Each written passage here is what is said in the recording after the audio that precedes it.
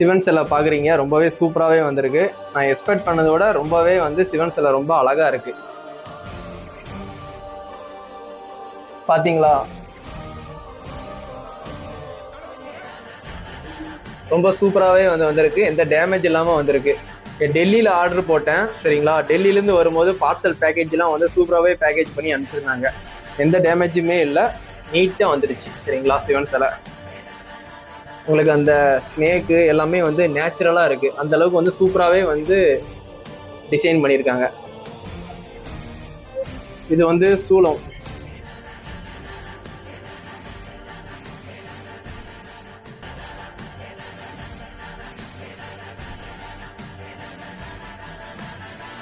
பக்கத்தில் வச்சு காட்டுறேன் பாருங்க.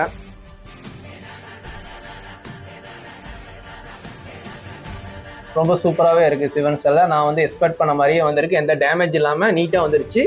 நான் டெல்லியில் ஆர்டர் போட்டேன். இது வந்து என் கடையில் வச்சு ப்ரேயர் பண்ணுறதுக்காண்டி, சிவபெருமான் நம்ம கடையில் வச்சு தளபதி மொபைல்ஸில் வந்து ப்ரேயர் பண்ணுறதுக்கு, நான் சாமி கும்பிட்றதுக்காண்டி சிலை வாங்கினேன், வேறு எதுக்கும் இல்லை.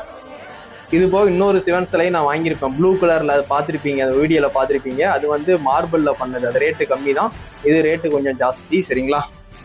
2 சிலை வந்து நம்ம கடையில் வந்து வச்சுருக்கேன். நான் சாமி கும்பிட்றதுக்காண்டி வச்சுருக்கேன். நான் வந்து சேல்ஸ் பண்ணுறதுக்காண்டி வாங்கலை, நான் ப்ரேயர் பண்ணுறதுக்காண்டி சிலை வாங்கியிருக்கேன். எனக்கு இந்த சிலையை வந்து பார்க்கும்போதே எப்படியாவது நம்ம கடையில் வச்சு சாமி கும்பிட்றதுக்காண்டி வாங்கிடணும்னு ஒரு ஆசை. ஆனால் சிவன் சிலையை வந்து பெருசாக எந்த வீட்லேயும் வைக்க மாட்டாங்க. இந்த லிங்கத்தை வேணால் வைப்பாங்க. கோயிலில் கூட மேக்ஸிமம் வந்து லிங்கம் தான் இருக்கும். சிவன் சிலை வந்து கொஞ்சம் அதிசயமாக தான் பார்க்குற மாதிரி இருக்கும். லிங்கம் தான் வச்சுருப்பாங்க எல்லா கோயிலையும் மேக்ஸிமம். ஆனால் வந்து சிவன் சிலை வந்து நம்ம கடையில் இருக்கணும்,